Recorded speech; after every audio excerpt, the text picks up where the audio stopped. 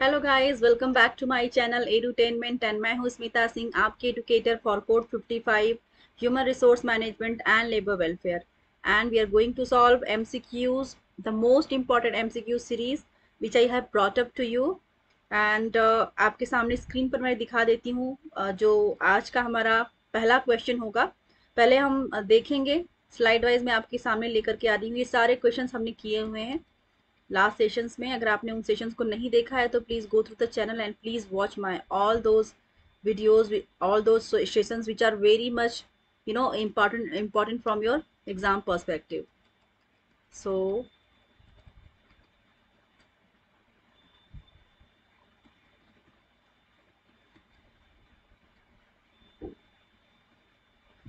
right, so here we'll start from the first question. Under the provisions of the Maternity Benefit Act 1961, every common employee who joins duty after delivery of a child shall be entitled to nursing breaks until the child attains the age of.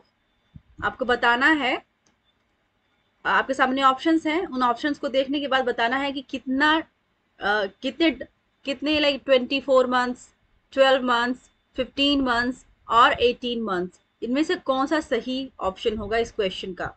Question मैं एक बार फिर से पढ़ के सुना देती हूँ। Under the provisions of the maternity benefit act 1961, every woman employ who joins duty after delivery of a child shall be entitled to nursing breaks until the child attains the age of. So पूछ रहा है कि कोई भी woman employ जो कि एक birth child को बर्थ देती है, एक बच्चे को जन्म देने के बाद जब वापस से ड्यूटी ज्वाइन करती है तो उसको कितने टाइम पीरियड के लिए, जब बच्चा कितने महीने या कितने साल का हो जाए तब तक उसको नर्सिंग ब्रेक मिलना चाहिए या फिर मिलता है। सो आपके सामने ऑप्शंस हैं 24 मंथ्स, 12 मंथ्स, 15 मंथ्स या फिर 18 months.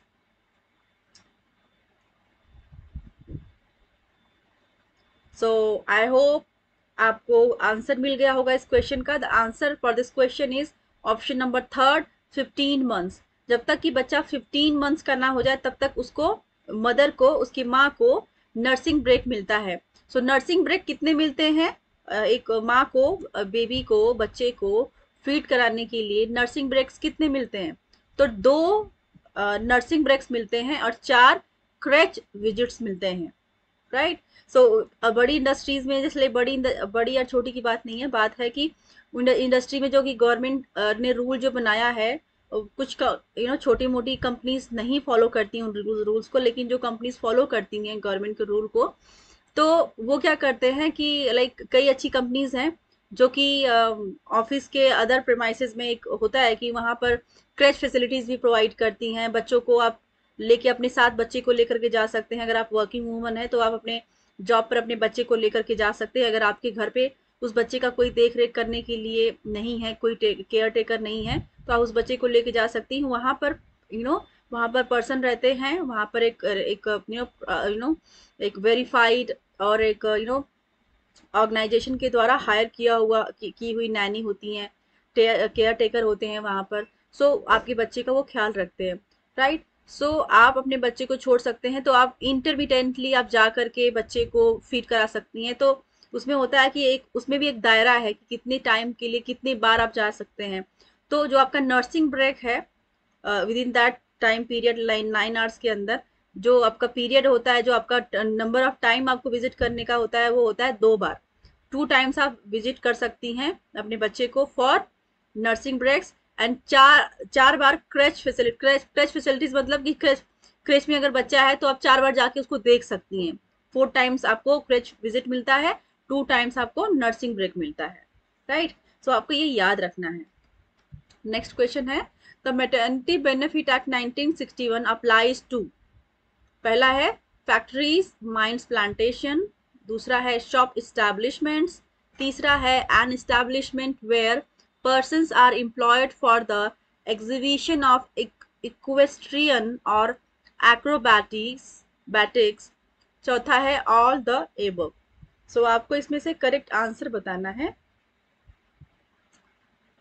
The Maternity Benefit Act 1961 applies to. So here the right answer for this question is option number 4 all the above. आपको मैटरनिटी बेनिफिट एक्ट 1961 किस किस में अप्लाई होता है? That applies in factories, mines, plantation, shop establishment में भी होता है apply, and establishment where persons are employed for the exhibition of equestrian और एक्रोबैटिक्स। तो इन सब में ही मैटरनिटी बेनिफिट एक्ट 1961 अप्लाई होता है। Let's move to the next question. During the period of maternity leave, a woman will be paid at the of कितना पे किया जाना चाहिए?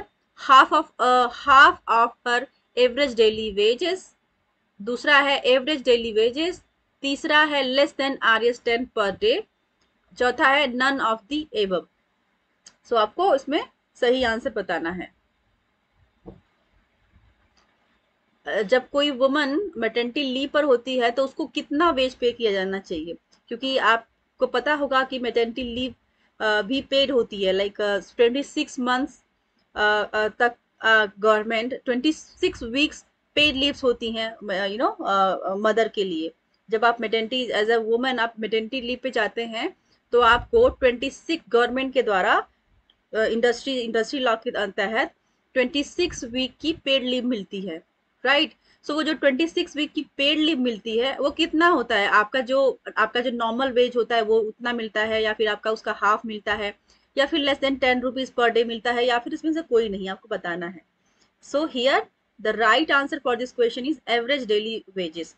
जो आपका एवरेज पे होता है डेली का वो आपको मिलता है।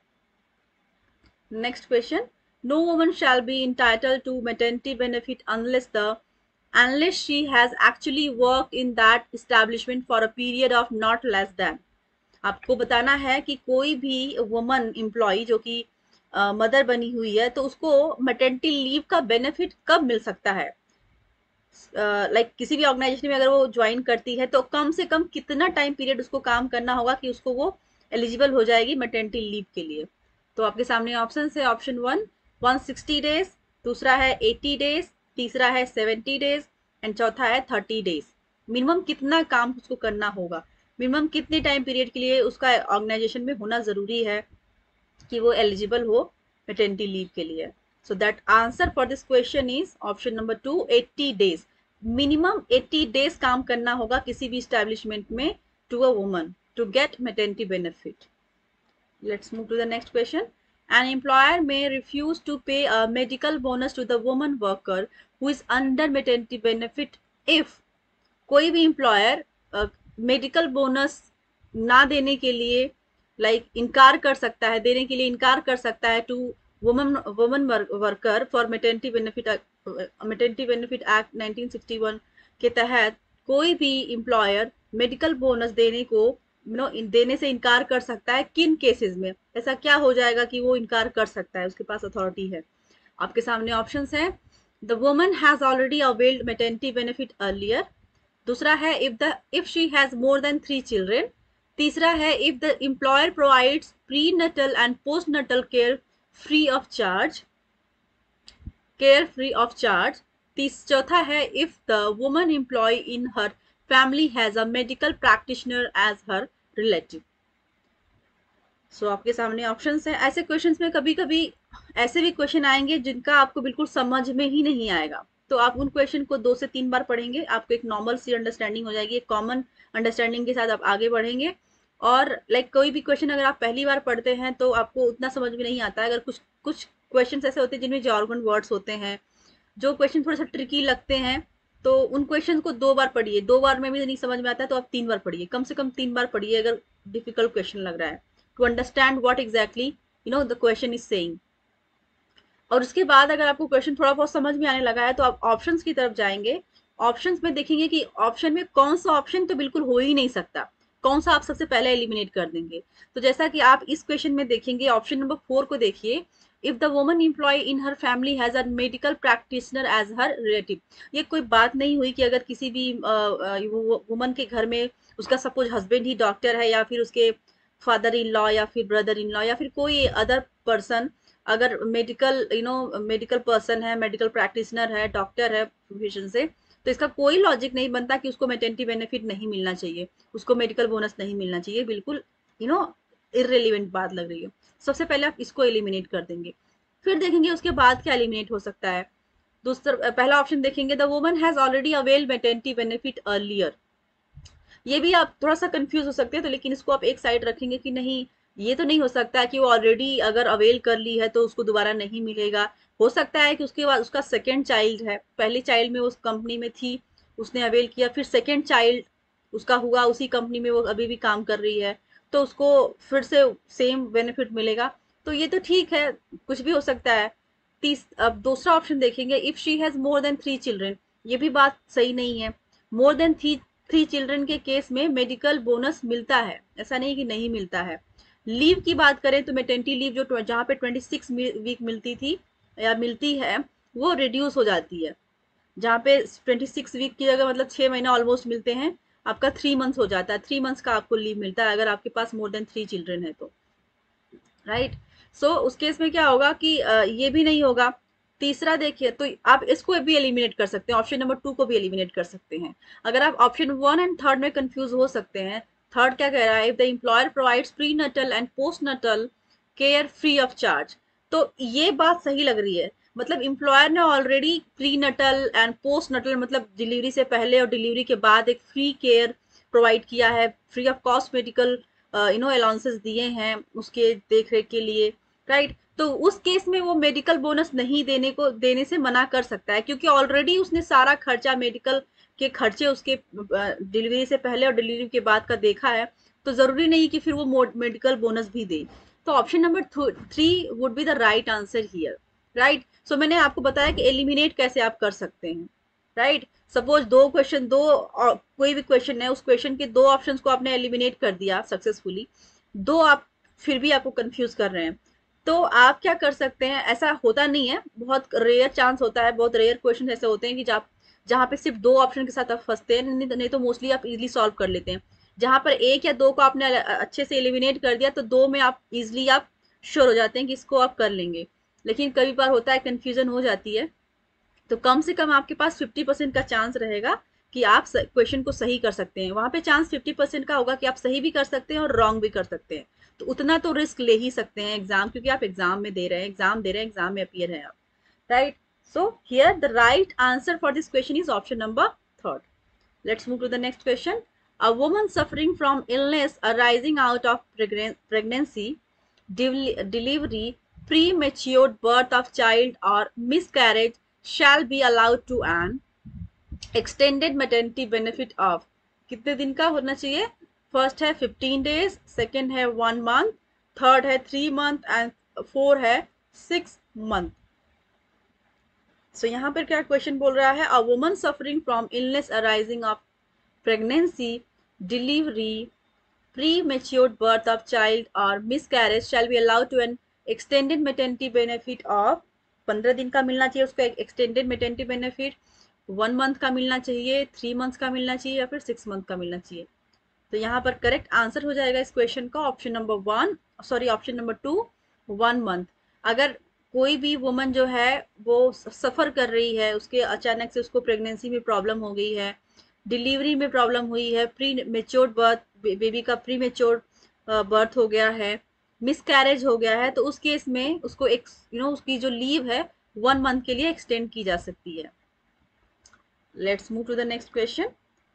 Can an employer dominate the services of a woman who has gone under the maternity leave under the Maternity Benefit Act 1961?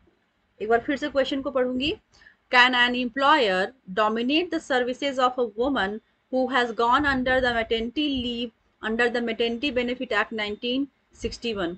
तो क्या पूछ रहे हैं कि क्या कोई एम्प्लॉयर डोमिनेट कर सकता है सर्विसेज ऑफ वुमन के सर्विसेज को जो कि मेटर्निटी लीव पर गई है, क्या वो डोमिनेट कर सकता है कि आप मेटर्निटी लीव पर गई हैं? तो आपके सामने ऑप्शंस है, क्या वो ऑप्शन पहले वो देख लीजिए आप। The employer can terminate her services, पहला डोमिनेशन का जो फेज है, पहला जो तरीका है डोमिनेशन का, वो है the employer can terminate her services. दूसरा, the employer can not discharge or dismiss her during the period of a normal manner. तीसरा है the act is completely silent on this account, और चौथा है none of the above. So आपको इसमें सही answer बताना है।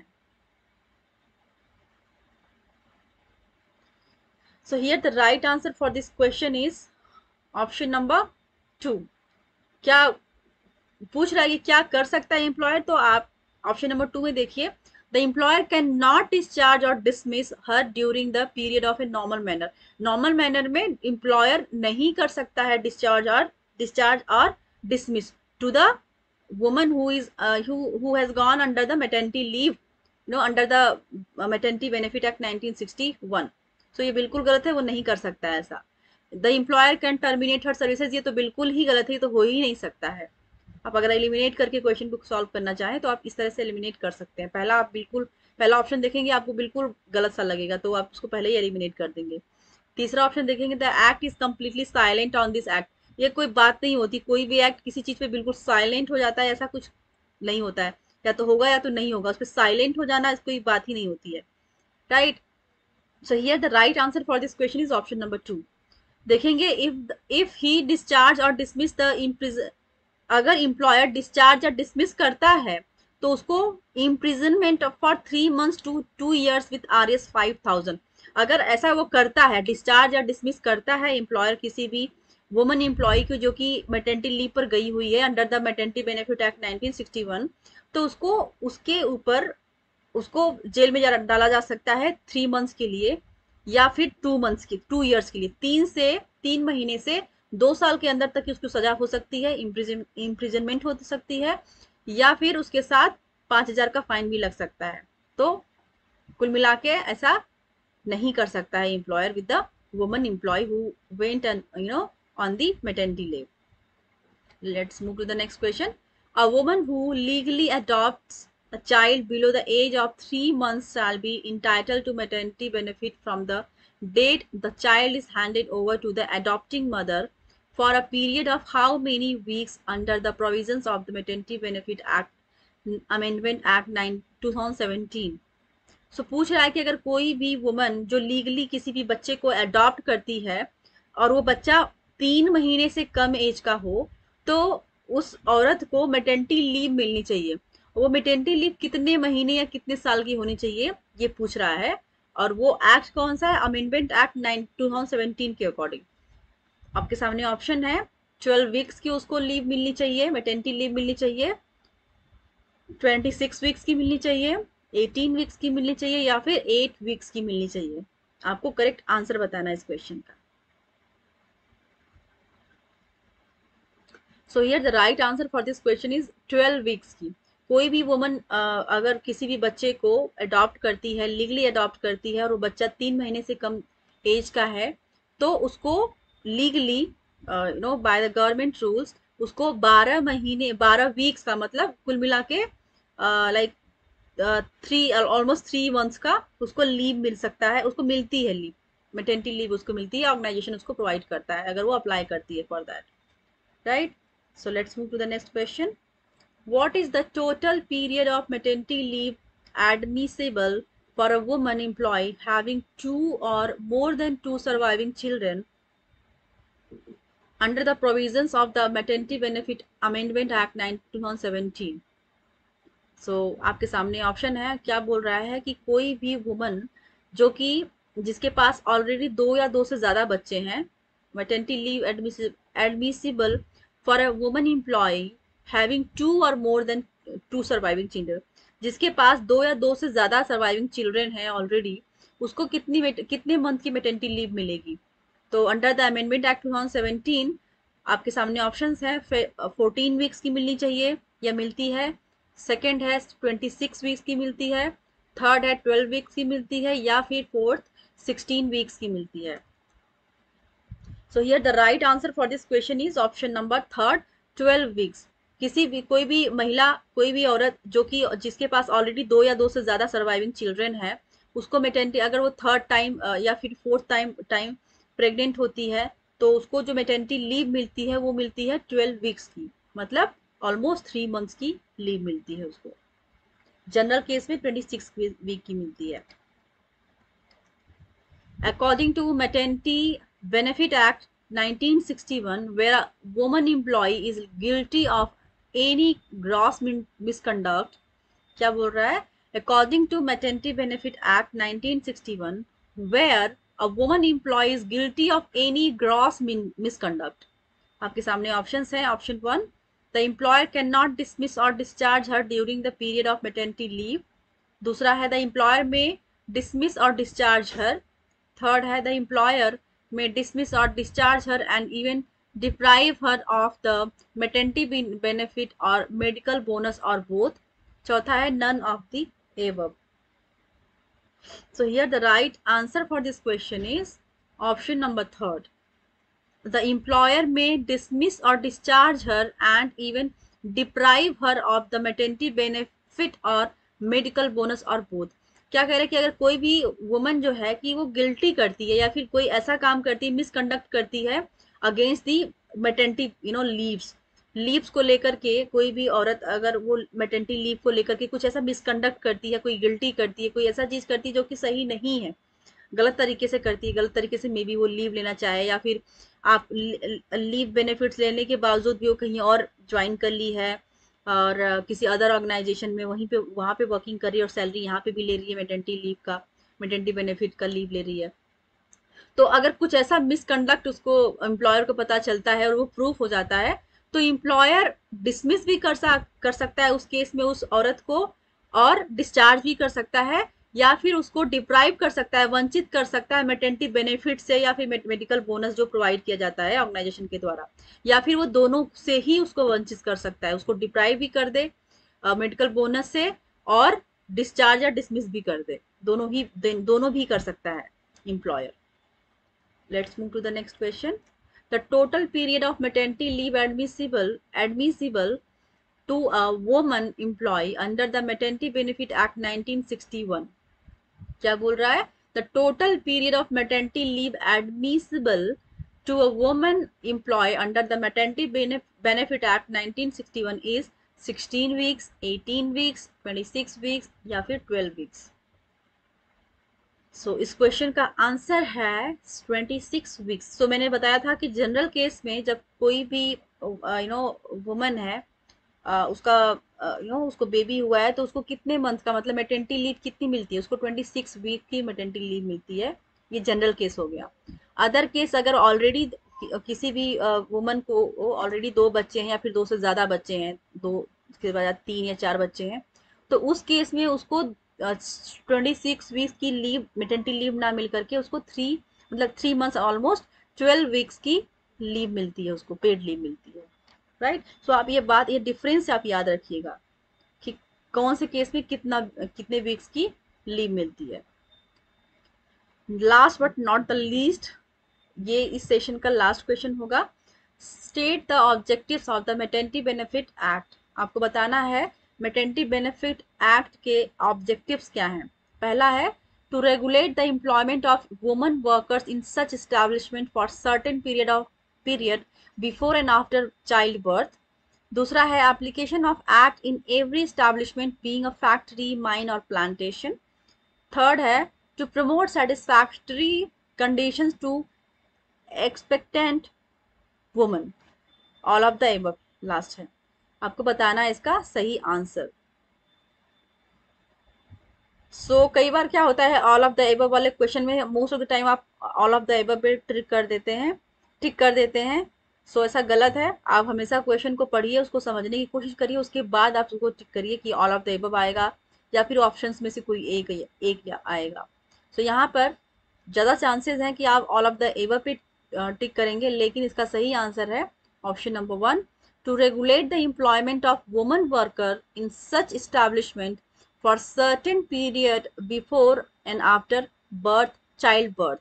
So ये आपका करेक्ट आंसर हो जाएगा. मैटर्निटी बेनिफिट एक्ट का जो ऑब्जेक्टिव होता है कि जो वुमन एम्प्लॉई है उसके काम में कोई रुकावट ना हो, वो वर्कर जो है, जो वुमन एम्प्लॉई है, उसके काम में कोई रुकावट ना हो, चाहे बर्थ से पहले हो बेबी के या फिर बर्थ के बाद, वो उसका काम, उसकी जो वर्क है वो सस्टेन होना चाहिए, वो कंटिन्यू रहना चाहिए, उसमें कोई रुकावट ना आए, इसलिए मैटर्निटी बेनिफिट एक्ट लाया गया. राइट. सो ये हमारा लास्ट क्वेश्चन था इस सेशन का. आई होप आपको ये क्वेश्चंस अच्छे लगे होंगे, आपने एंजॉय किया होगा इन क्वेश्चंस को, and these questions are going to help you out, and I can assure you that they are going to be the like कहते हैं कि आइस ऑन द केक, वो वाले क्वेश्चन है ये। So you can say cream on the cake, cream, cream से भी ऊपर कुछ अब ले सकते हैं लाइक उस पे, और cherry on the cake, you can say cherry on the cake है ये questions, right. So I hope आपको ये सारा क्वेश्चन समझ में आया होगा, आप मैंने अच्छे से एक्सप्लेन किया होगा, आपको समझ में आया होगा। अगर आपको लगता है कहीं पे लैग करती हूँ या फिर पीपीटी स्टाइल में कोई प्रॉब्लम है, कम्युनिकेशन में कोई गैप आ रहा है, समझाने में कोई कमी है, तो आप मुझे बता सकते हैं कमेंट सेक्शन में कमेंट करके। I will work on that. So thank you so much for watching me. Thank you very much.